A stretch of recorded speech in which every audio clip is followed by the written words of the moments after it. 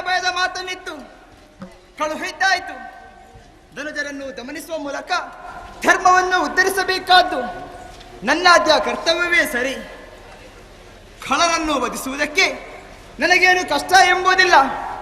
ಆದರೆ ನೇರವಾಗಿ ಅವರ ಬಳಿಗೆ ನಾನೇ ಹೋಗುವುದೇ? ಅವರಾಗಿ ನನ್ನ ಬಳಿಗೆ ಬರಬೇಕು. ಯಾವ ರೀತಿ?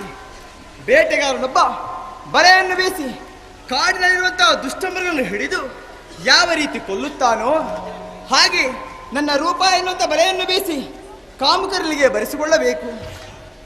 ವಿಷಯ ಸರಿ. ಆದರೆ ಈ ರೂಪ ನಾನಿರುವುದೇ? ಈ ರೂಪವನ್ನು ಕಂಡ್ರೆ ಖಂಡಿತವಾಗಿ ದುಷ್ಟರು ನನ್ನ ಹತ್ತಿರ ಬರುವುದಕ್ಕೆ ಸಾಧ್ಯವಿಲ್ಲ. ಆದುದರಿಂದ ಮನದಲ್ಲಿ ಯೋಚಿಸಿ ತೀರ್ಮಾನವನ್ನು ಗೈದಿದ್ದೇನೆ. ಸುಂದರವಾದ ಮೋಹಿನಿ ರೂಪವನ್ನಂತೂ ಕೌಶಿಕ ಎಂಬ ನಾಮಲ್ಲಿಸಿಕೊಂಡು ಈ ಕದಂಬಾವನಲ್ಲಿ ಇರಬೇಕೆಂದು ಆಶೆಪಟ್ಟವಳು ನಾನು. ವಿಚಾರ ಸರಿ. ಆದರೆ ಕುಳಿತುಕೊಳ್ಳೋಕೆ ಯೋಗ್ಯವಂತ ಸ್ಥಳ ಬೇಕಲ್ಲ. ಎಲ್ಲಿ ಎಲ್ಲಿ?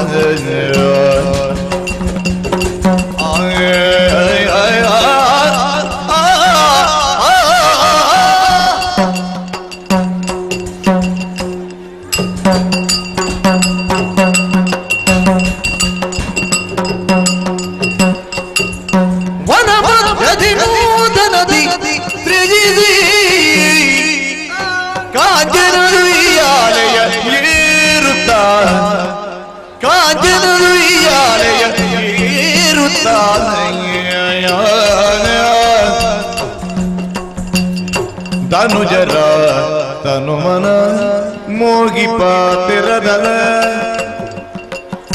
ಧನುಜರ ತನು ಮನ ಮೋಗಿಪ ತೆರದ ಮೋಗಿಪ ತೆರದ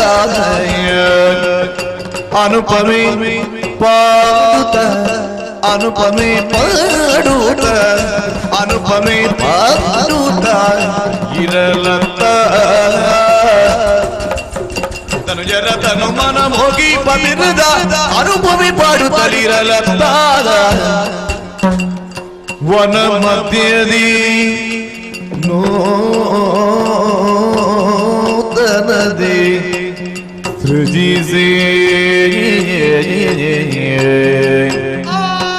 ಕಾಂಚನದುಯ್ಯಾಲಯ ಏರುತ್ತ ಕಾಂಚನದುಯ್ಯಾಲಯ ಏರುತ್ತಾದ ಧನುಜರ ತನ್ನು ಮರ ಹೋಗಿ ಬದಿರದ ಅನುಭವಿ ಪಾಡುತ್ತಲಿರಲತ್ತ ಆ ಆ ಆ